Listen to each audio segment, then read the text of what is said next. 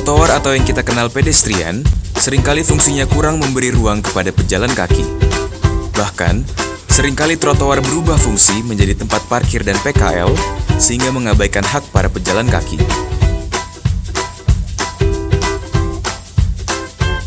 Mengingat fungsinya, saat ini Pemprov DKI tengah memperlebar trotoar di seluruh Jakarta.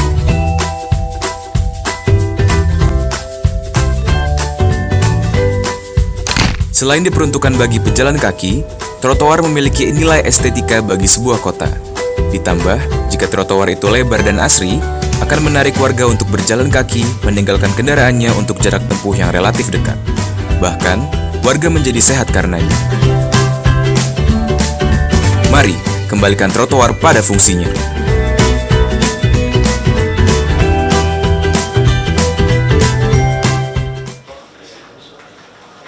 Belum saya pernah bahas. Sejauh ini sudah pernah bahas tenaga ahli atau tenaga teknis? Tenaga ahli itu Pak, yang ini teknis ya kan. Paling banyak dari Diskominfo itu saya lihat. Kayaknya belum dimasukin ke sini. Dimasuk ya? Tenaga ahli. Banyak itu Pak. Emang nggak ada ini nih Pak, apa namanya? Itu tersendiri kan? BPBD sama BPTSP ya, yang lain belum masuk semua. Yang Ini kayaknya kurang kan? Iya. Tenaga ahli kan? Mas tenaga ahli. Oh, soalnya Enggak, BPSP-nya kita bukan masukin nanti, masukin ke masuk. Kan DPR ya kan?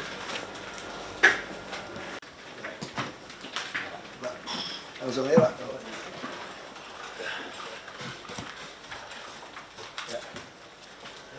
Terima kasih Pak, yang saya hormati Pak Gubernur dan rekan-rekan yang saya hormati. Terkait masalah penataan non-PNS Pak, ini sudah kita coba rumuskan bersama-sama dengan teman-teman ORB bersama dengan tim Pak Gubernur, dan hasilnya memang belum sampai tuntas Pak, baru sampai taraf dinas-dinas. Hanya terkait non-PNS ini mungkin namanya akan kita ganti Pak, nomenklatur jadi penyedia jasa kontrak perorangan Pak. Iya. Biar nggak ada asumsi nanti Kita nggak ada honorer, iya Pak, nggak ada non PNS, iya melanggar undang-undang kan? iya Pak. Yang ada kan cuma PNS dan ASN, sama P3K. Iya. Karena juga yang bikin kendala sekarang namanya non PNS, seakan-akan SKPD itu menganggap bahwa non PNS itu bagian dari SKPD, padahal kan dia penyedia jasa yang membantu. Iya. Itu Pak yang jadi permasalahan Pak. Lanjut Dia Pak. kontraktor aja sebetulnya, Iya Pak. penyedia jasa. Iya. Ini data kita dari 85.724 yang membuat terlihat banyak memang karena sekarang tidak pakai badan usaha tetapi kontrak perorangan Ya. sehingga jumlahnya Nggak terlihat masalah kok. besar. Iya Pak. Yang kita kesalkan tuh administrasi aja kita lagi pikir. Kenapa bisa kecil-kecil PNS nggak bisa selesai? Siap. Logika kan gitu kan? Iya Pak. Jadi kalau perusahaan swasta, nah saya yakin dengan sistem KPI ada target segala macam, ada buat misi kerja, orang akan mulai kerja. Kalau nggak kerja kan dia buat laporan bingung nanti. Iya. Jadi Pak, setelah disisir ada beberapa kriteria, ada 61.131 ini yang tenaga lapangan Pak. Dan ini yang kita buat standarnya Pak. Untuk tenaga administrasi 12.793 ini kita anggap ini bisa dilaksanakan oleh PNS. Iya. Sehingga kita nggak akan menggunakan tenaga administrasi Pak.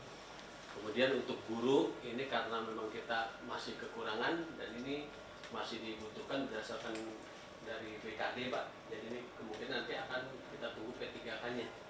Sama dengan yang tenaga kesehatan. Kalau kesehatan ini rata-rata di BLUD Pak. Jadi dia membiayai sendiri. Sedangkan yang PTT ini masih amanat Undang-Undang 43 tentang kepegawaian. Jadi karena belum keluar PP-nya, jadi ini masih digunakan oleh BKD untuk mengukur Pak. Lanjut. Nah ini ya bagusnya Pak ada penyusunan standar. Ini sekarang sedang beredar perbuknya Pak, sedang ada di BPKD, di BPKAD. Nah jadi nama jabatan beda-beda, tapi kerjaannya sebetulnya sama gitu Pak. Sehingga nanti akan kita buat standar nama jabatannya. Yang kedua beban kerjanya juga belum terukur Pak. Berbeda-beda antara SKPD yang satu dengan yang lain, makanya di sini juga akan kita standarkan beban kerjanya. Kemudian belum ada dasar pedoman penghitungan beban kerja jabatannya. Jadi ini akan kita susun. Lanjut. Ini juga tim Pak, kita tim yang menyusun berdasarkan instruksi gubernur. Lanjut. Nah ini hasil penataan, seperti saya sampaikan tadi Pak, sekarang lagi proses verbalnya. Lanjut. Ini kategorinya tadi saya sampaikan bahwa non PNS kita nolkan sehingga ada efisiensi di sana, pengecualian yang di bidang kesehatan, pendidikan dan PTT. Sebetulnya bidang kesehatan di BRUD pun kita samain aja, semua kontrak individual, kalau usah kata non PNS. Iya. Nggak ada istilah non PNS. Jadi kalau kasus BRUD pun dia kontrak individual. Ini nanti ke depan arah saya itu gini, kita kan ada badan sertifikasi nasional itu loh. Seharusnya waktu membentuk badan sertifikasi nasional ini, dia itu betul-betul mengeluarkan sertifikat. Kalau nanti di LKPP atau apapun membuat standar gaji orang yang punya sertifikat ini, itu dibayar berapa. Katakanlah misalnya saya seorang profesi operator gitu ya, saya ini forklift operator gitu. Nah sertifikat saya sebagai operator, itu tentu saja berapa? 2 kali UMP. Terus kalau operator ahli, jago banget nih, advance nih. Mungkin 4 kali UMP. Tapi waktu saya pegang sertifikat sebagai ahli yang advance, bahwa operator nih 4 kali UMP nih. Waktu saya mau kerja sama dengan Bapak kemudian katakanlah di PU butuh ada forklift yang berspart-part apa gitu ya. Nggak ada orang, berarti saya melamar dong. Waktu kontrak dengan saya, apakah harus 4 kali UMP? Belum tentu. Kan tawar-menawar. Jadi nanti kita, SKPD kita nih, itu bisa pasang iklan, kami butuh operator yang memiliki sertifikat advance ini. Itu orang udah tahu tuh, itu gaji berapa. Nah waktu datang orang gitu banyak, kita tes, kita bisa tawar-menawar tuh. Kayak gimana kalau 3 kali? Nah ini cuma standar tertinggi. Begitu 3 kali, Anda langsung bikin kontrak. Sama juga sekarang kayak perawat, misalnya kesehatan, ya punya pendidikan. Saya kasih contoh perawat lah.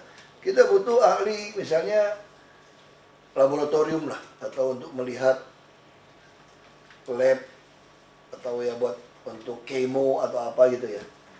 Itu kan ada ahlinya, dia harus punya sertifikat. Dia waktu kita ngelamar, nah tinggal sertifikat sampai 4 kali. Kita tawar-menawar. Sama kayak guru juga.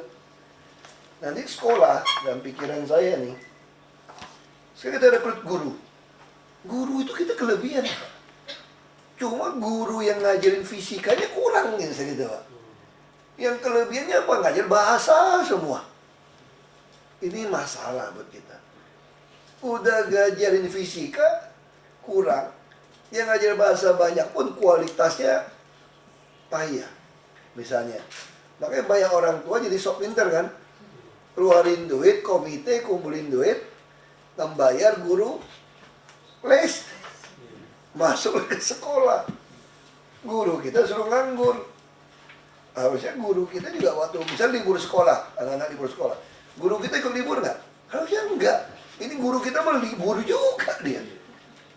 Harusnya kalau dia habis kayak 1-2 jam, sisa jam itu dia mengembangkan dirinya. Kan harusnya seperti itu. Nah kamu ngajak orang udah tua-tua mau pensiun ngembangin diri, lebih galak dia Pak. Mungkin di situ ada guru anak kita Pak, dia lebih galak Pak. Dulu yang muda-muda, jangan-jangan ada bekas guru kamu lagi di situ. Gimana kita mau negur? Ya makanya saya putuskan nggak mau terima lagi yang banyak. Nanti saya mau sertifikat. Jadi saya ini sertifikat saya ini apa tau nggak? Mengajar SMA matematika. Saya sejam dibayar berapa? Ya, nah tinggal itu tawar-menawar nanti dengan sekolah. Pak, Bapak juga butuh saya ngajar berapa jam kan? Nah saya kan hitung-hitungan nih, ngajar di sini, ngajar di sini. Boleh dong saya kasih kontrak berdasarkan jam. Nanti kalau Bapak mau maksa saya semua, enggak, ini Anda harus ngajarnya 4 jam. Wah, 4 jam, aku dapat sekolah di sana 3 jam. Udah bubaran, transportnya jauh. Aku mulai mikir nih, awal nggak bisa Pak. Lu kalau mau kontrak saya 4 jam, lu harus bayar gue 7 jam. Karena saya nggak bisa ngajar tempat lain lagi nih. Nah, ada tinggal pertimbangan. Akhirnya mulai pikir, oh kalau dia 7 jam, boleh 3 jam, berarti sekolah lain, aku akan pakai dia untuk ngajar di sekolah saya yang lain. Kita kan konglomerat sekolah, Pak. Swasta, berani nggak kalau dia cuma butuh 3 jam bayar orang 7 jam? Mungkin nggak berani. Nah itulah fungsi sertifikasi ke depan. Ini yang saya katakan, P3K bukan? Oh bukan. Ini bukan P3K nih. Ini kita membayar apa? Jasa. Ini akan menolong sekolah kita. Kalau kita lihat dari punya proporsional bayar gaji guru dengan yang pelatihan ini, kan kayak program kan. Berarti kan anak-anak saya butuh fisika, matematik lebih baik. Saya bikin program. Itu kan jadi beli jasa, Pak. Bagus kita punya portfolio keuangan sekolah. Di sekolah anggarkan, ini pikiran saya seperti itu. Apalagi kalau sekolah udah jadi BLUD. Saya pengen semua sekolah itu BLUD, Pak, dalam pikiran saya. Kenapa semua sekolah harus BLUD? Kita bicara sekolah ya. Kalau kesehatan kan udah BLUD semua nih. Nah, saya bicara pendidikan. Sekarang logika gini. Swasta bikin sekolah. Beli tanah nggak? Beli. Waktu bikin sekolah, dibuat nggak rencana bisnisnya beli tanah ini berapa duit, kapan baik modal? Pinjam duit bank nggak? Pinjam. Bagi hasil nggak sama pengurus yayasan sama gurunya? Bagi. Kita Pemda beli tanah nggak? Nggak, sudah Pak. Bikin gedung sekolah pinjam duit bank nggak? Nggak juga. Kita cuma harus bayar guru, terus terima. Harusnya logika saya, biaya SPP sekolah kita sama swasta, lebih murah siapa harusnya? Lebih murah kita, udah terjadi. Kalau itu biaya per murid, lebih murah siapa harusnya? Lebih murah gitu dong. Coba kita bandingin sekarang. Lebih mahal kita, Pak. Pak. Lebih murah swasta atau imbang. Kenapa? Itu pemborosan guru sistem kita semua. Nggak sehat. Bikin sehat. Bikin sehat ini gimana? Ini semua sekolah ini ide pikiran saya ke depan, Pak ya. Kita punya ribuan sekolah nih. Semua ribuan sekolah jadi BLUD. Kita suntik duit nih. Anak sekolah hitung bayar SPP, bayar KJP, kita bayar aja. Mana yang kamu kurang kita suntik. Nanti lama-lama guru-guru yang baik, yang ngajarnya pintar ya, dia udah pensiun, dia boleh nggak gabung bikin yayasan sekolah? Bisa, tapi dia nggak punya sekolah, nggak berani dia. Coba kalau saya bilang, ini sekolah saya ini tiap tahun, aku masih subsidi di luar KJP nih, macam-macam pada gedung udah ada. 20 miliar nih, atau 12 miliar nih. Kalian yang mantan-mantan guru semua berani nggak ambil alih ini sekolah? PNS tetap aku bayar, muridnya SPP sesuai hitungan kalian, yang wajar dong. Kan bisa tetapkan berapa, naikin ini berapa, harus kita yang tentukan. Aku kerja sama kamu deh, asal aku tidak keluar uang 20 miliar tadi tiap tahun. Jadi sehat tuh sekolah. Kan kita lihat ya, sekolah-sekolah yayasan-yayasan yang di kampung-kampung, setelah KJP kita kasih ke anak mampu bayar uang sekolah, kaya-kaya tuh sekolah, langsung bikin bagus-bagus. Bayangin ini kalau dia tampung anak miskin sekarang, semua anak miskin gak ada yang telat bayar uang sekolah. Semua anak miskin SMA bisa bayar 400.000 sebulan. Dia kalau punya 1.000 anak, 400 juta. Dia sebenarnya di Jakarta Timur. Kalau mau 1.000 kali 1.000 anak, 400 juta sebulan. Wah, dia udah kemana-mana tuh hebatnya dia. Kita kacau. Nah, ini untuk ke depan ke arah situ. Dari prinsip tadi itu sertifikasi tadi. Kayak kesehatan, saya nggak puas dengan kesehatan. Saya udah bicara berapa kali. Memang kita ada subsidi. Karena kita bicara hitung kesehatan. Swasta bangun rumah sakit, itu dokter dikasih saham. Kok nggak kasih saham? Kalau dokter nih, mohon maaf praktik tempat kamu, aku dokter hebat. Aku banyak saham kosong. Terus aku mau tuh, kira tentu bagi saham. Utang bank lagi. Kan saya tanya, rumah sakit swasta sama kita lebih hebat swasta apa kita? Masih untung nggak? Kok kita tiap bulan mesti nombok di rumah sakit?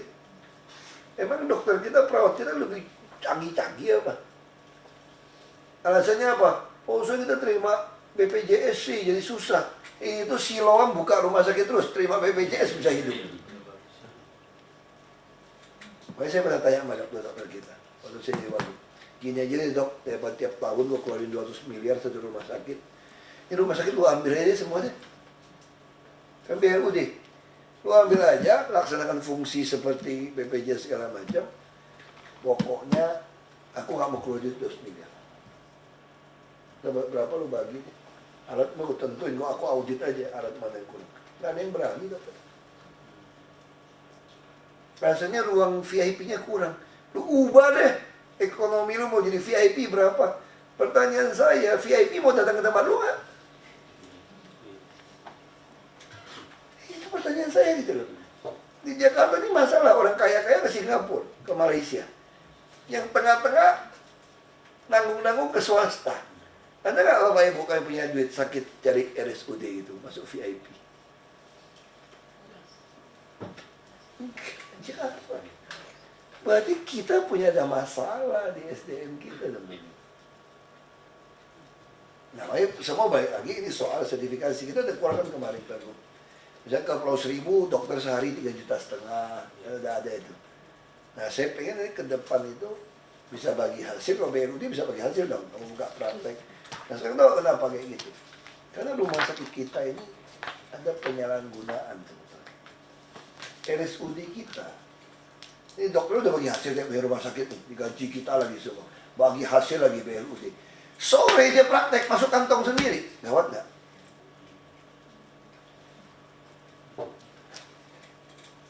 Oh jadi mesti hitung dong, lu sewa, gue punya berapa baginya?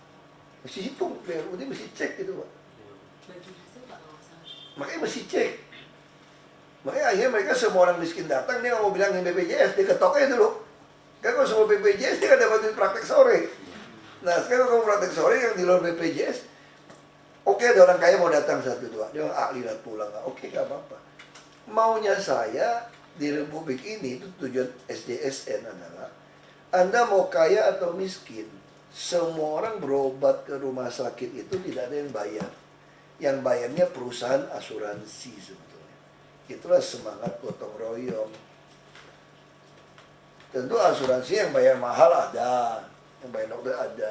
Jadi kita nggak bicara, saya tanya, misalnya ada orang kaya banget kena tipes, sama orang miskin banget kena tipes, obatnya sama nggak? Manusia juga toh, kecuali satu kambing, aku nggak tahu gitu loh. Sama kan? Nah kalau obatnya sama, ya sudah. Bayarnya sama. Tapi kalau orang kaya masuk VIP, kamu kan lebih mahalin. Ya udah, karena dia bayar asuransi lebih mahal, kamu nikmatilah keuntungan ini. Tapi dia punya biaya sama nggak? Sama. Jadi kita mesti dorong semua orang punya asuransi. Ya profesi itu angka berikutnya ya. Aku mau cerita supaya ORB ini ngerti pikiran saya gimana bawa organisasi. Pegawai tidak tetap, nggak ada cerita pegawai tidak tetap. Harus diubah. Masih ngomong, gimana caranya saya nggak tahu. Atau diubah jadi P3K. Tidak ASN. Nggak jelas juga. Iya. Kalau tidak terpenuhi sebenarnya dalam konsep kami sebetulnya, wah itu memang harusnya belum jelas si PP-nya ya. Sebetulnya dalam pikiran kami itu kalau dia tidak terpenuhi yang kemarin itu dia langsung jadi P3K. Sebetulnya. Kalau dia langsung dilepasin sebagai honorer apa yang kontrak individual kan nggak enak juga. Dia kerja sekian lama. Itu langsung dia P3K. Kan ASN hanya ada PNS, P3K dan tentu semua kontrak individual. Itu aja sih Pak saya pikir Pak. Ya kayak administrasi. Belum tentu harus 0 juga loh Pak. Bisa jadi, bisa contoh ya. Kita PNS ini sibuk di lapangan ini. Teknis gitu loh. Tata air segala macam. Ngapain Anda rekrut PNS untuk jadi sekretaris? Kenapa nggak rekrut saja sekretaris yang sesungguhnya, yang memang ngerti administrasi untuk, kalau perusahaan-perusahaan kecil Pak ya, Satu sekretaris bisa urusin semua tuh, pesan makan apa semua, tiket semua. Cuma Anda merekrut sekretaris, misalnya kantor ya, saya kerja swasta dulu. Itu sekretaris, itu berfungsi ngurusin 4 direksi, 5 direksi. Dia ngatur jadwal, dia ngatur semua, pesan tiket, pesan makan semua. Kayaknya ada satu office boy. Kalau kita kan enggak, masing-masing kepala bagian itu punya satu sekretaris, karena struktur. Baik, saya nggak mau struktur kayak gitu. Saya mau fungsi. Kalau kita gitu kan, masuk sudin apa, pasti ada sekretaris, ada apa-apa. Udah cuma ada sekretaris, sekretarisnya kan cuma ngomong sekretaris untuk kerja. Dia bikin kayak partai, sekjen. Dia punya sekretaris pribadi, si sekjen punya sekretaris. Sebetulnya bukan gitu maunya kita. Maunya, nah kalau begitu, secara tata negara kan memang masih ada sekretaris. Itu resmi untuk tanda tangan apa. Kalau untuk urusan telepon, pesan tiket, apa, urusan dia keperluan mau ngatur ketemu siapa, kamu kenapa nggak tarik satu orang saja ngurusin semua? Kalau sekarang enggak. Kadis, ada sekretaris pribadi, ada sekretaris resmi. Sekretaris resmi, ada sekretaris pribadi. Lalu kalau nggak boleh administrasi, tahu ada pakai siapa? Bisa-bisa PNS yang insinyur, yang harusnya ke lapangan, ada yang cewek, insinyur sipil nih, cewek nih, ditariklah jadi sekretaris pribadi. Tuh ada tuh, Pak. Waktu saya belum masuk, saya kaget di pemadam. Cewek, ambilin teh, dan acara pemadam gitu kan. Jadi MC. Oh nggak apa-apa lah MC sekali-sekali. Kasih teh, kue, ada bantuin juga. Saya tanya, siapa? Tata usaha atau sekretaris kepala ini. Kamu sekolah apa? Saya pikir mungkin sekolahnya mungkin ASMI atau apa, akademi apalah. Santa Teresia gitu. Oh saya ITB Pak. Hah? ITB? Oh iya Pak. ITB bagian apa? Sipil Pak. Kenapa kamu setuju? Karena formasinya mengatakan dinas kebakaran butuh insinyur sipil. Kamu saya nggak perlu insinyur sipil. Panggil aja. Kan dia tahu kenapa ini? Jadi penghias, kan cantik lumayan. Kalau minta pindah nggak kasih pindah, marah-marah. Diancam nggak boleh pindah. Banyak Pak yang kayak gitu Pak. Kalau orang-orang pintar ITB tolong sisir juga tuh. Saya nggak tahu di dinas pemadam masih banyak nggak yang ITB yang cantik-cantik, pintar-pintar, laki semua. Lulusan ITB loh Pak. Lulusan Trisakti ya kita sombong kalau lulusan ITB Pak. Ini gagal masuk ITB nih Pak. Tes masuk ITB gagal ini. Itu kayak gitu. Jadi saya pikir kalau bilang administrasi nol bukan. Jadi kita tidak anti administrasi harus nol, enggak. Kita cuma pengen tidak ada lagi orang sewenang-wenang kayak ngebos semua kotak ada sekretaris, ada staff, nggak perlu. Kalau bisa kerjain sendiri kenapa? Menurut saya gitu. Tapi bukan berarti boleh langsung kasih boleh, enggak. Fungsi yang kita lihat sekarang. ASN itu adalah fungsi, bukan struktural. Fungsi aja. Fungsi sama efisien. Ini swasta. Kan mau gaji gede semua nih. Semua mau gaji gede kan? Mau hidup enak kan? Saya udah janjikan gaji di atas swasta. Kita udah gaji kita udah di atas swasta sekarang. Kalau mau gaji lebih gede lagi, ya efisien tuh. Kerjaannya harus tambah. Kalau kerjaannya nggak tahu, sekarang nanti lama-lama orang nggak peduli jabatan tuh. Kenapa? Jabatannya nggak usah gengsi juga. Ini satu mesti ngomong sama bagian umum juga.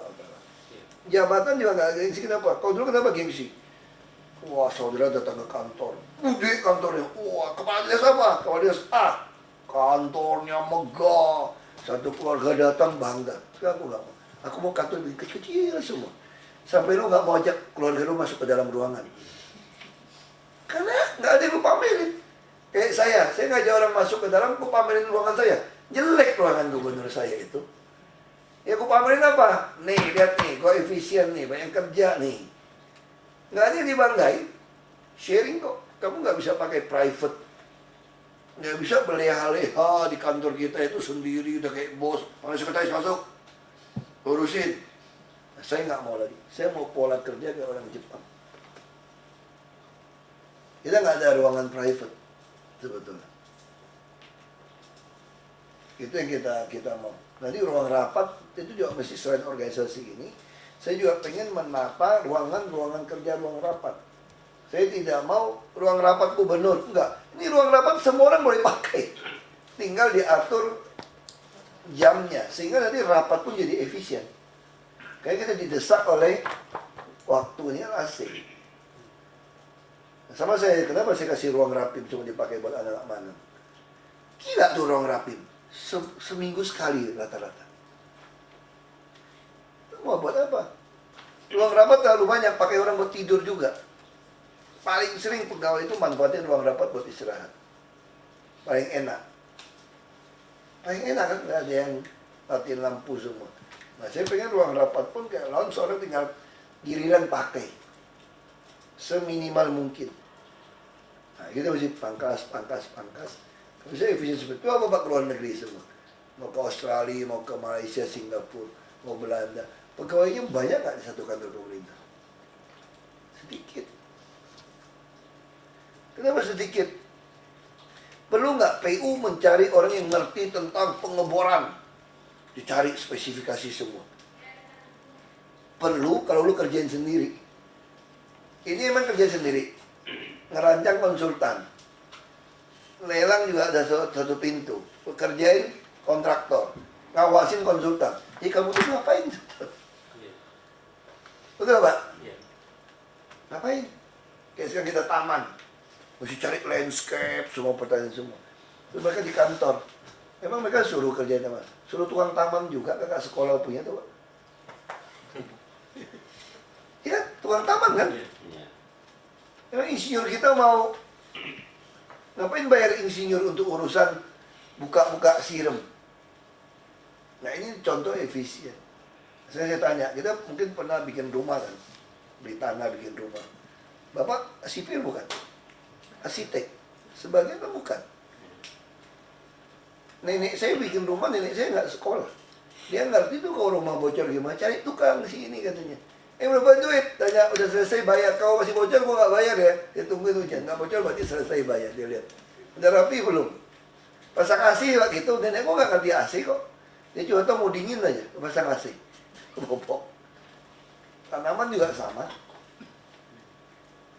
Kalau kita berprinsipnya pemerintah, baik nenek saya langsung minta sama saya. Oh, berarti kita mesti merekrut satu insinyur elektro. Insinyur sipil satu. Insinyur landscape. Taman. Kenapa? Nek, nanti AC rusak, nggak ada elektronik, nggak ada bagian elektronik dia bilang. Ayo kenapa nggak konyol? Nah itulah Pemda. Dulu kenapa Pemda seperti itu saya juga ngerti. Karena waktu baru merdeka segala macam kita lebih cenderung kan merekrut tenaga kerja. Karena jadi Pemda kan gaji kecil nggak apa-apa, yang penting banyaklah yang bisa diserap tenaga kerja. Ini nggak ada lagi zaman ini. Undang-undang ASN itu semangatnya bukan itu. Semangatnya adalah fungsi efisien. Tentu profesional. Kita mau ini, jadi semua orang tujuannya apa? Nanti semua orang swasta mau pindah ke pemerintah sebetulnya. Jadi anak-anak yang paling cerdas, paling pintar, pikirannya itu melamar jadi ASN. Baik PNS atau P3K. Sehingga ini kemudian republik kita nih, negara ini, kalau orang yang pintar banget itu pasti, kalau dia ngabdikan diri, kalau dia mau jadi pegawai bukan jadi bos ya, dia pasti di ASN. Tinggal pilih antara dua. Lalu yang kerja di perusahaan swasta minyak hebat-hebat, pintar nggak? Pintar juga. Cuman dia kurang hoki, nggak keterima di ASN karena tempatnya sudah terbatas. Baru maju nih negara. Kita dapatin yang terbaik dari yang terbaik. Bukan orangnya, kenapa jadi PNS? Wah, aman soalnya. Sampai pensiun gue dipelihara. Makanya bisa cenderung nyogok loh. Kenapa? Karena begitu diterima jadi PNS kan langsung aman. Nggak mungkin CPNS nggak jadi PNS. So, kenapa orang dulu bisa mau nyogok untuk naik eselon? Kamu udah naik eselon 4, ya kita udah bikin jok gitu kan. Ya kita baca di konfite orang ya. Wah, si A hebat ya. Ternyata dia sudah keliling di semua SKPD jadi kepala bagian. Bukan hebat, semua orang buang dia. Nggak ada yang nggak bisa pakai, tapi nggak mau diturunin. Ini eselon 4 kan masih jadi eselon 4 lagi tuh. Bukan hebat namanya. Makanya orang mau nyogok. Kalau udah naik 4, tenang. Ini mau dibuang kemana pun sudah 4. Nyokok lagi, naik ke 3. Oh tenang, naik level 3. Nggak ada orang lagi, pindah ke daerah lain. Butuh golongan kan, daerah lain pemekaran. Mereka semua minta pemekaran, setuju. Kalau pemekaran kurang pejabat yang golongan tinggi dong. Langsung dapat eselon 2. Ah, tenang. Naik eselon 1. Itu yang nggak benar. Makanya saya begitu masuk, karena saya yang bikin undang-undang ASN, saya yang bikin, bidan yang ikut bikin. Saya langsung mulai membuat budaya baru. Shock pertama PNS DKI kan. Langsung copot turun kayak main ular tangga itu. Saya bisa naik lagi. Shock. Tapi itulah substansi undang-undang ASN sebetulnya. Saya khawatir nggak dicopot. Kalau saya kerja benar, saya nggak khawatir. Kecuali ke Pak daerah yang nggak benar. Makanya kalau Pak daerah nggak benar, ini bicara soal pemilihan langsung kan lain kasus. Saya bilang nggak benar. Tapi ke depan, uang kan nggak bisa ditransaksi tunai. Semua kekayaan mesti dilapor, udah take amnesty. Ini semua korupsi ditekan, kamu nggak mungkin main macam-macam kok. Orang mau jadi kepala daerah juga mikir, kalau mau korupsi lagi, tangkapin transaksi tunai semua. Dia orang kan mulai bekerja betul-betul mau mengabdi. Mengabdi nama baik. Yang saya kejar apa? Nama baik. Anak cucu saya kan menang. Pokoknya Gubernur Ahok, jujur, kerja keras, Jakarta ada hasil. Wah, saya 100 tahun orang akan kenang saya. Sampai kita lihat Ali Sadikin, oh itu Ali Sadikin. Nama baik nggak bisa dibayar dengan harta. Nah, saya pengen PNS tadi semua tuh bangga. Saya PNS tuh. Saya masih pakai baju ini. Saya ingin supaya Korps PNS tuh bangga. Sekarang saya mulai bikin lagi budaya baru. Pakai plat merah. Gimana caranya? Kusuruh nggak mau, aku ketemu. Aku ganti itu peraturan pergubnya. Ganjil genap nggak berlaku kalau pakai RFR atau apapun. Nah lu. Jadi plat merah. Aku mau ketemu di jalan naik plat merah. Waduh seneng aku lihat. Kenapa sih kita nggak bangga pakai plat merah? Teman saya yang paling kaya raya pun bisa beli mobil mewah. Dia nggak bilang dipasang plat merah. Itu teman saya kasih tahu saya waktu saya jadi bupati. Mobil saya itu cuma Terrano, teman.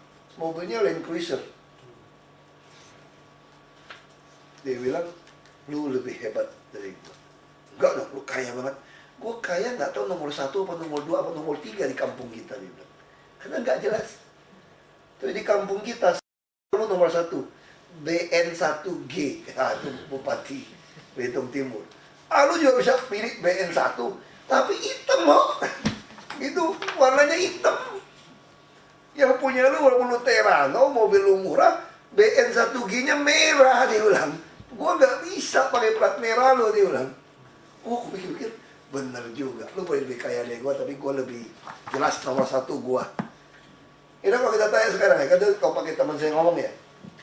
Kalau saya tanya, siapa nomor 1 terkaya di Jakarta? Nggak jelas. Orang bisa sembunyiin toh. Siapa terhebat di Jakarta? Nggak jelas juga. Siapa nomor 1 mimpin Jakarta? Jelas saya. Gubernur kok, DKI 1 kok. Kayak Pak Jokowi kan nggak usah duit. Siapa orang nomor 1 Indonesia? Jelas, namanya Jokowi Widodo. Nomor 2 Yusuf Kala, jelas. Siapa nomor kaya di Indonesia? Belum tentu. Karena baik ngumpetin pajak, nggak ada yang ngomong, susah juga. Nah itu Pak. Jadi saya pengen PNS itu, saya pengen bangga tuh Pak. Kalau ketemu PNS yang lain sekarang, saya kira sama PNS DKI bisa lebih bangga dan sombong kalau ketemu PNS lain di acara di dunia, di Bangkok, di manapun kita bisa sombong. Gaji gua gede loh. Misalnya kayak saya ngasih eselon 2, Ibu Tuti, ke Kanada, ke mana. Bisa, oh kita not bad. Dengan gaji dasarnya 3,4 juta, tahun depannya 3,1.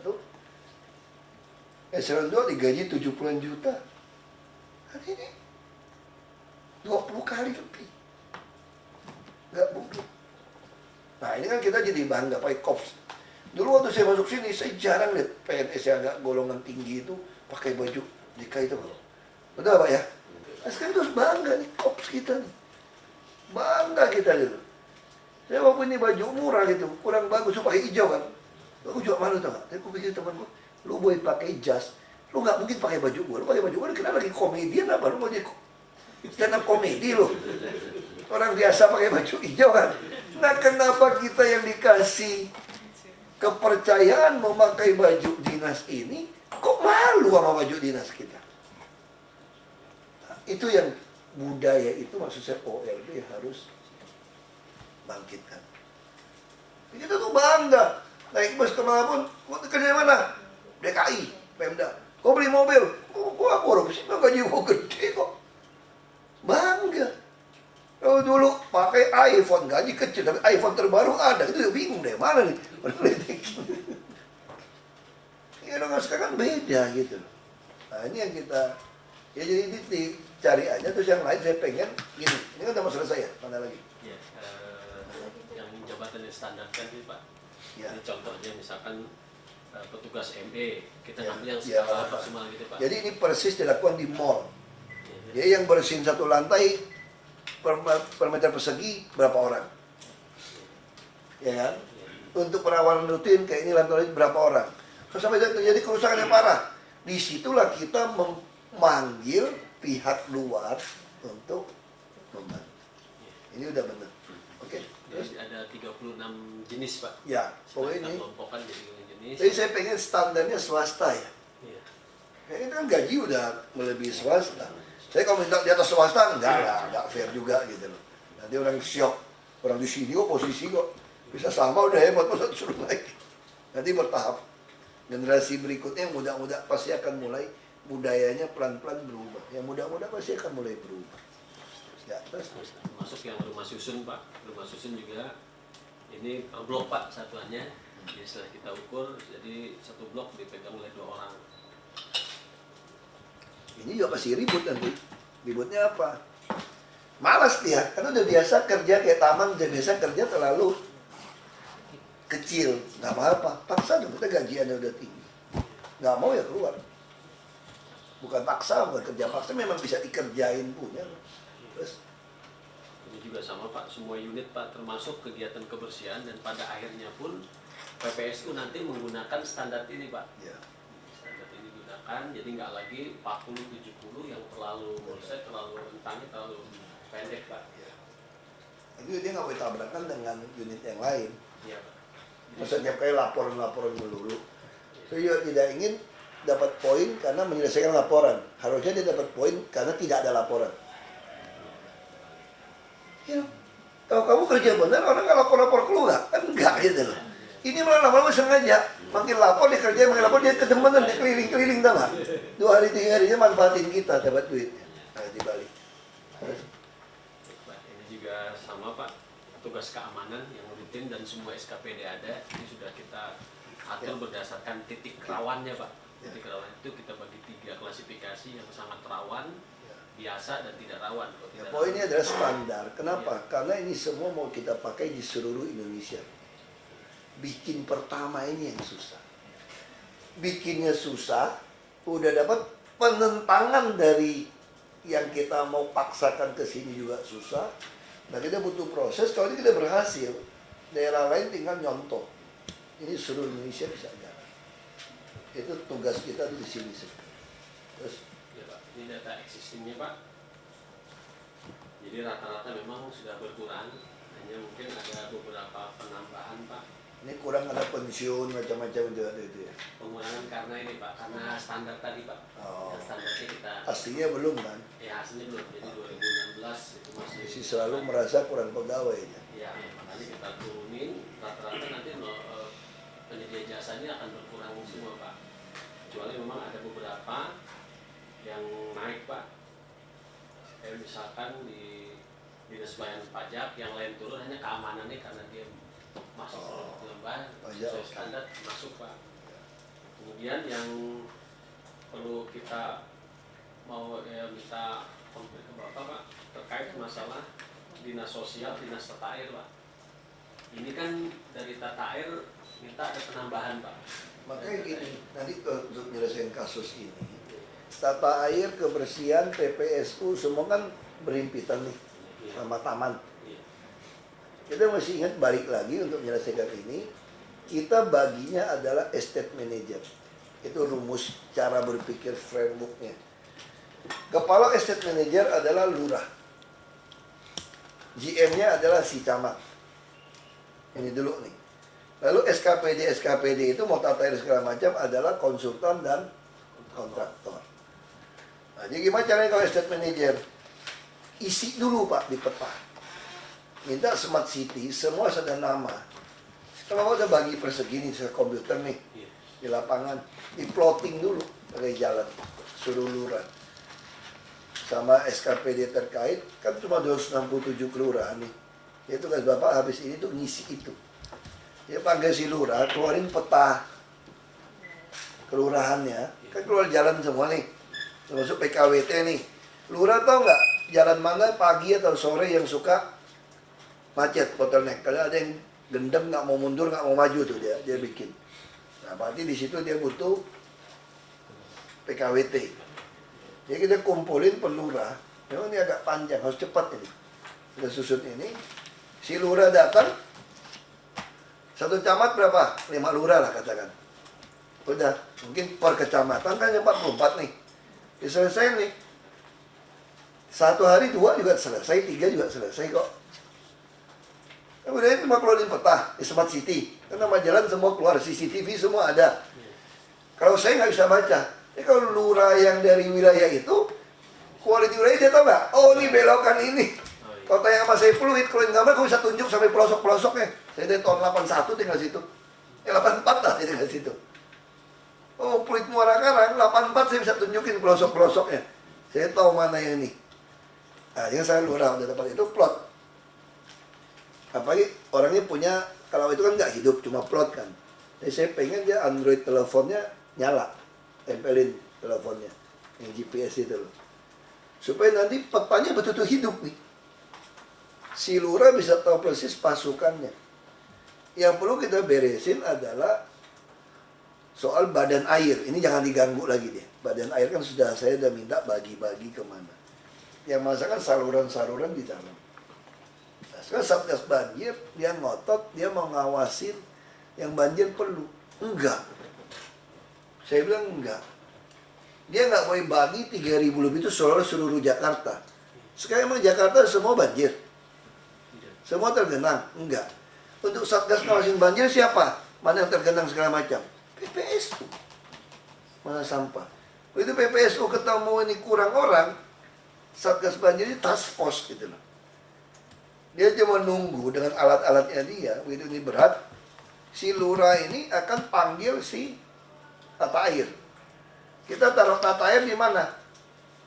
Itu aja masih bisa berdebat. Perlu nggak di tiap kota ditaruh sudin tata air? Tiap kecamatan? Menurut saya nggak butuh juga. Alasan kecepatan. Aduh, ini kecepatan juga bisa berdebat kita. Kamu selatan kamu lebih dekat ke timur atau lebih dekat ke barat? Atau ke pusat. Terus mau mencapai titik itu gampang nggak? Gampang kan, nggak terlalu jauh kita. Ngapain kamu? Nah paling alat berat kamu harus taruh dekat-dekat titik mana yang kira-kira bottleneck. Kan udah ada pengalaman nih. Kalau tuh hujan tengah malam masih macet. Kalau saya mau pindah alat dari sini ke sana masih repot nih. Ya sudah, kalau daerah yang belum diatasi, taruh alat berat tuh sini dong. Pasukannya di situ. Nggak butuh nggak sampai ribuan pasukan untuk Satgas banjir. Nggak butuh. Kita gali terus, bersih terus. Orang Jakarta gali bersih terus. Kali yang udah kita gali bersih, apakah bulan depan sudah kotor? Udah lumpur? Belum. Itu Pasar Ikan, udah 3 tahun saya gali. Orang gali, sampai sekarang nggak terendam lagi. Artinya apa? Pasukan kamu bisa pindah-pindah. Jadi untuk kasus PU tata air, dia bukan bertugas menungguin wilayah, bukan. Dia kontrolnya, dia cuma konsultan kontraktor. Yang pasti ini semua nggak boleh ada genangan, nggak boleh tersumbat adalah si lurah. Tentu konsultan yang kasih tahu ini semua, saluran ini semua siapa? PU dong. Jadi PU harus kasihkan dia petang. Pak Lurah, ini loh peta saluran, terowongan-terowongan air, saluran penghubung di wilayah Anda. Sehingga si PU, si lurah bisa tahu, itu ada rumahnya, ada toko nih. Nggak bisa, lu mesti bongkar ini. Nanti yang gali bongkar ini siapa? Panggil dong kontraktor kita. Siapa? Sudin Tata Air. Saya bilang ngurangin.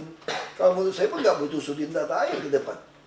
Nggak perlu Kasudin sebetulnya. Kalau ngomong teknologi, itu masih terlalu jauh lah. Nanti Bapak Ibu tambah pusing. Terlalu jauh itu.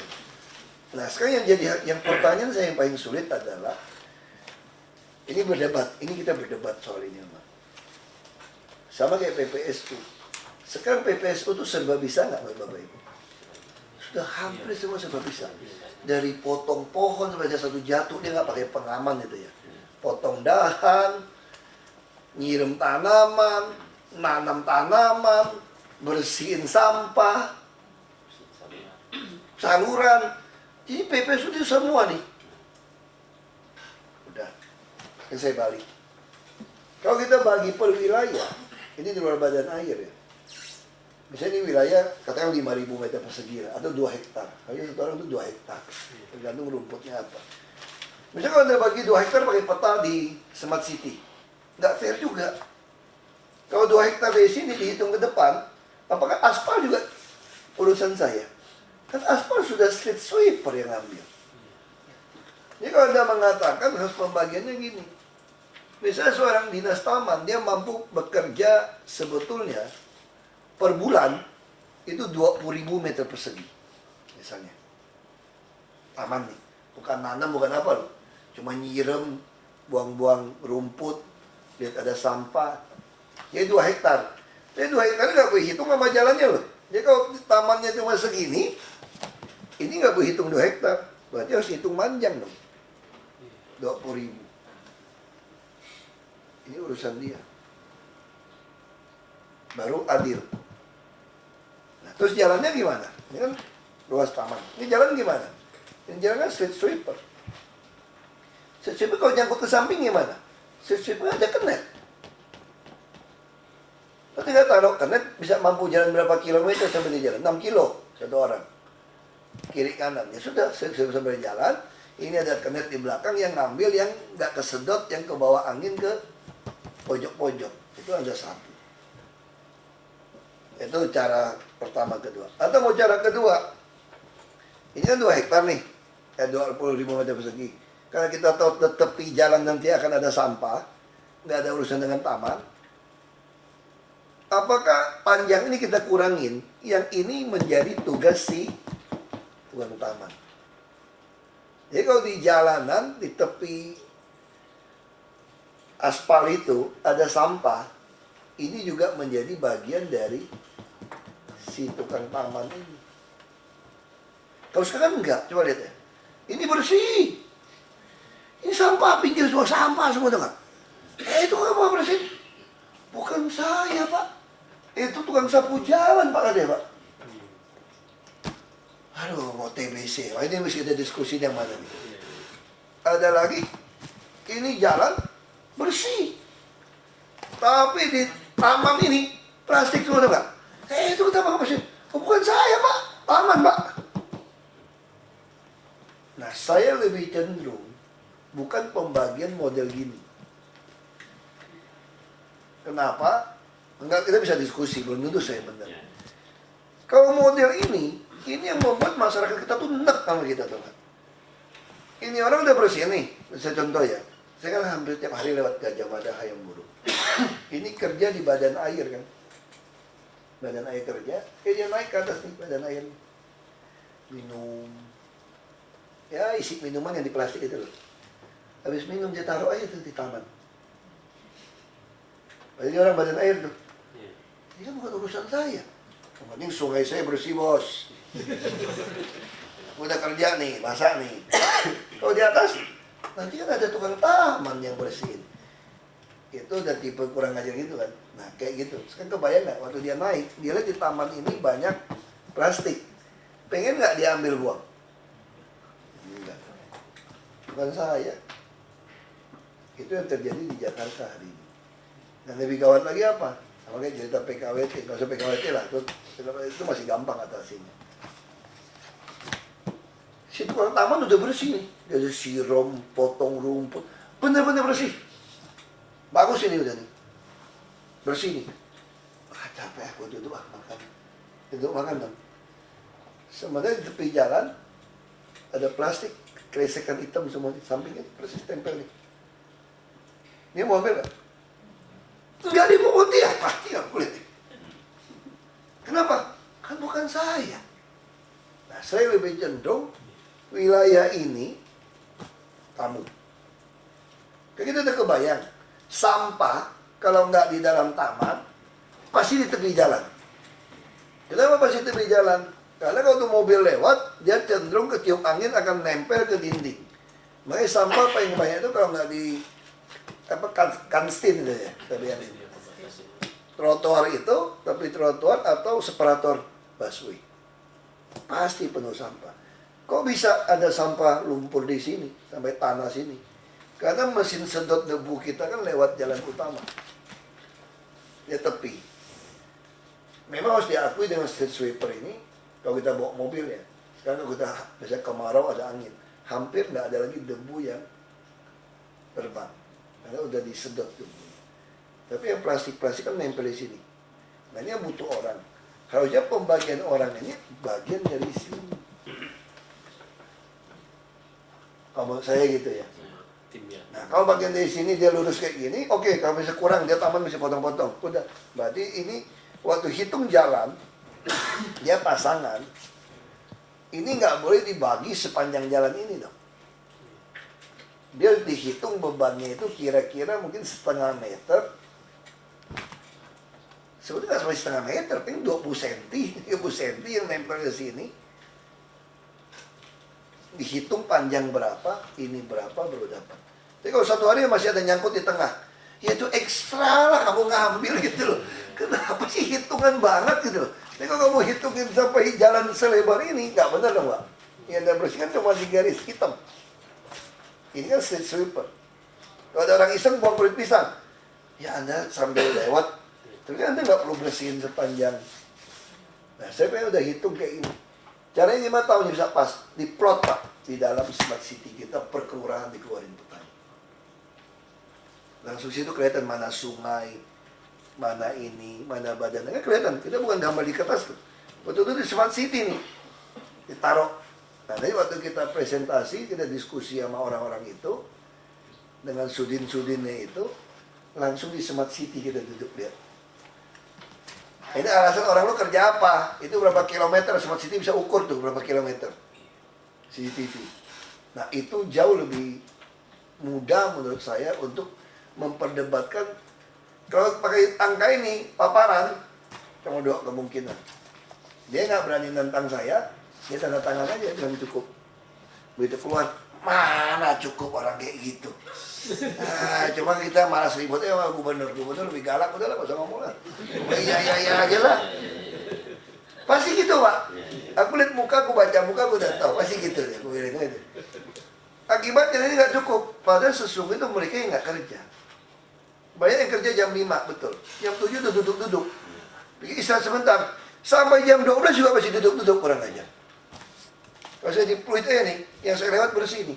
Saya belok ke jalan yang lain, kotor. Kok ngapain lu duduk di sini? Karena kita nggak pernah membaginya secara kemampuan kerja. Nah, cara bagi gimana? Anda harus keluarkan peta asli dong. Kondisi di lapangan. Ini jalan ini siapa nih? Mana pasukan kamu? Masuk PKW itu ya gitu. Mana itu langsung diplot. Jadi kelihatan plotnya itu. Saya mau ganti, nggak apa-apa ganti. Jadi kita mainkan angka city. Bagi lah. Kalau bisa sebenarnya mulai besok udah bisa mulai plot tuh Smart City. Ambil kelurahan. Cari berapa kelurahan dulu, terus cari 10 kelurahan dulu. Bapak tes. Ada kelurahan yang di kota, yang di jalan besar gitu ya. Ada kelurahan yang di lebih baik di kampung. Langsung kelihatan. Kayak Balakar gitu ya. Ya ini Balakar memang kita bisa berdebat sih. Soal Balakar dia minta. Ini kan memang kayak prajurit. Mesti rela dia main nganggur, duduk-duduk. Standby. Anda ini juga nggak bisa main rekrut, mesti dilatih, investasi, dikontrak, bayar mahal. Karena keahlian ini, kita training dia nih. Ini mesti dihitung. Pembakaran ada berapa, tunggu ada berapa. Ini mesti, saya nggak ngerti, mesti cari lagi orang yang ngerti itu. Tagana. Ya ini juga bisa lah. Jadi ini lebih baik orang datang, siapa yang kita udah tahu siapa yang bisa masak, bisa dirikan ini, datang oke. Saya lebih cenderung ini kalau kayak gini tuh dibarakan sama Satpol PP yang dilatih. Satpol PP kita dilatih. Karena hampir semua kelurahan kecamatan ada Satpol PP. Jadi kayak tentara kan. Kalau ada apa-apa tentara dong yang di lapangan. Tentara kita siapa? Polri kita siapa? Satpol PP. Itu yang lebih baik ada itu. Nah, Satpol PP kurang orang. Satpol PP itu tugasnya prototin CCTV. Per kelurahan juga, per wilayah. Satu orang bisa nggak prototin satu kelurahan? Ada berapa titik? Ya bisa saja, berapa titik. Kadang-kadang satu orang mampu prototin 10 titik. Saya nggak tahu, mesti cari lagi tenaga ahli. Ya satu orang kalau liatin monitor CCTV, satu orang sanggup berapa? Terus hitung. Jadi saya pengen ada orang bisa PNS yang malas nih kan. Dia bikin kan, malas nih, nggak mau mikir kerjanya. Udah nggak mau mikir, lu prototin CCTV deh 2 jam, nanti istirahat setengah jam atau berapa. Lu baik lagi duduk. Tapi nggak boleh main HP, semua dikeluarin. Itu di kaca, ke prototin. Ada apa-apa kamu lapor, wilayah ini punya siapa. Nah, Pol PP tinggal tunggu taruh di pos mana. Dia ada gerakan, datang. Kontak polisi, ada keamanan untuk datang. Ya ada harus bayar untuk prototin CCTV. Ya Tagana ya bisa nggak ada gaji juga. Dia juga kerja yang lain kok, kadang nyari dia kok relawan lebih banyak. Dan menurut saya ya sebetulnya di Jakarta itu pun nggak butuh bangun tenda, bangun apa-apa tuh. Ada apa kebakaran juga masukin ke sekolah, masukin ke kantor camat atau apa. Yang sering kebakaran pasang tenda justru merugikan kita. Itu kan daerah ilegal sebetulnya. Bikin tenda di situ, dia bikin rumah lagi. Justru bikinnya tuh kapok di situ. Ada kebakaran tandang kita kok. Terus makan. Kita bagi voucher aja deh Pak, kartu Pak. Ini. Kalau usah masak, lu cari warung makannya, beli apa terserah lu deh. Kalau super mie apa, lu beli makan aja. Kalau kebakaran bagi nih, debit. Paling kita kalau mau buka kantin, bisa panggil kantin yang mana ya? Yang fast food atau yang apa? Yang Padang kita kerjasama semua edisi. Udah, nanti semua rumah sakit apa makan Padang dekat mana? Siapin bus, makan situ lu bayar deh, makan. Debit.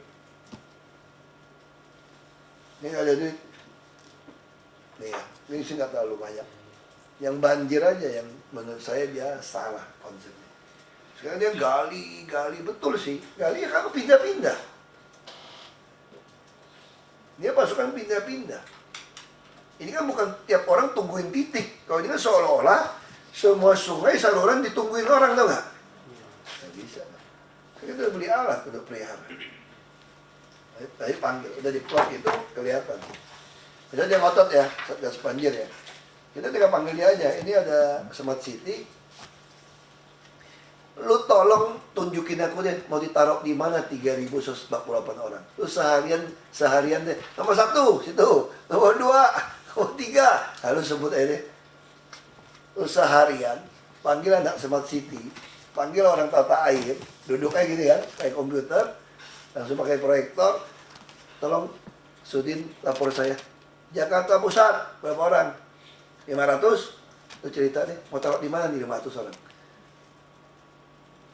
Nama nggak usah nama dulu deh. Kita pakai nama C1, C2, C3 gitu ya. Jadi yang pusat pakai C1 dulu, warna apa dulu. Nanti kalau diketik C1, 2, 3 ini namanya siapa. Nggak bisa dibikin ikon gambar orang kan. Warna apa yang pusat apa. 1, 2, 3, 4. Saya yakin dia susun itu, dia kaget sendiri nanti. Enggak, ini bukan per satu orang Pak. Ini per mobil Pak, sekali jalan 5 orang. Oke, 5 orang per mobil, seluas apa wilayah Anda mau?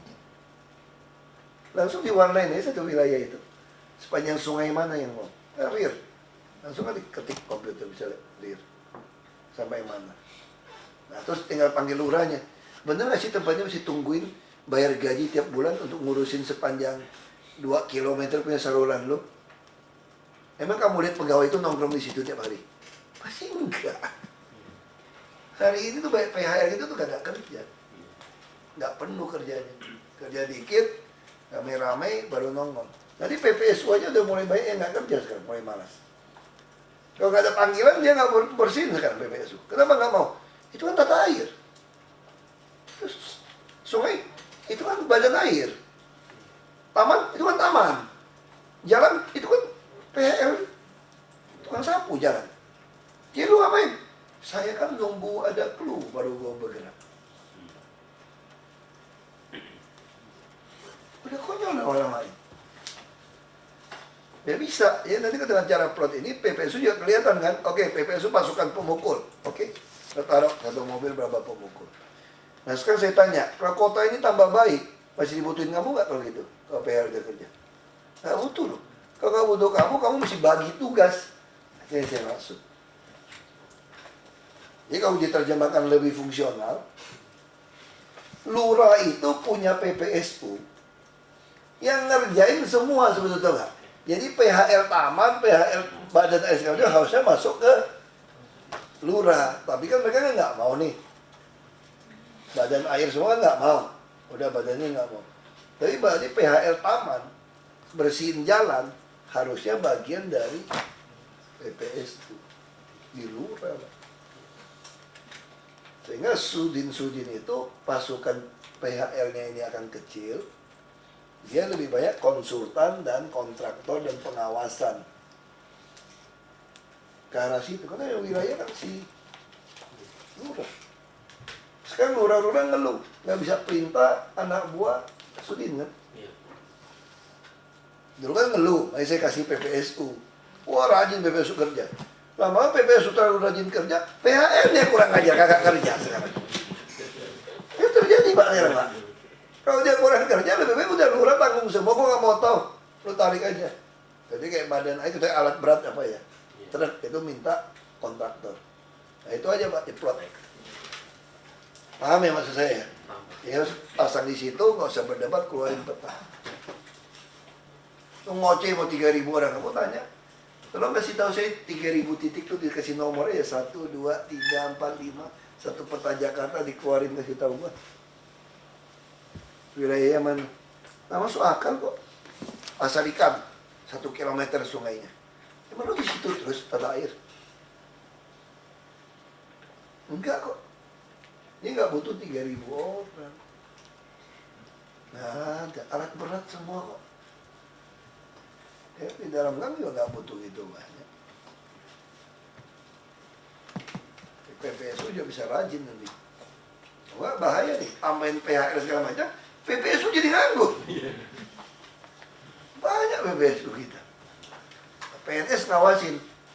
PNS yang udah agak tua nggak mau kerja, prototinnya itu CCTV lah.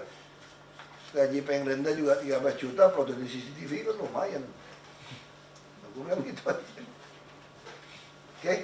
Baik Pak. Apa lagi? Coba. Nah, ini aja sih Pak yang belum di. Ini memang nggak gampang. Jadi kita harus mau nggak mau harus mulai yang susah Pak. Kita ngatur. Dan nanti udah jadi enak. Ya, masih ya. Terima kasih. Ya, masih. Masih. Ya, masih ya. Mau ARB ya. Ya, lanjutin mungkin tata ruang nanti kita paparkan lagi ke kantor. Masih ya. Nanti ruangan saya juga mau sehemat mungkin. Nggak butuh ruangan itu. Memang mau hemat ini tempat sewa mahal ini. Iya.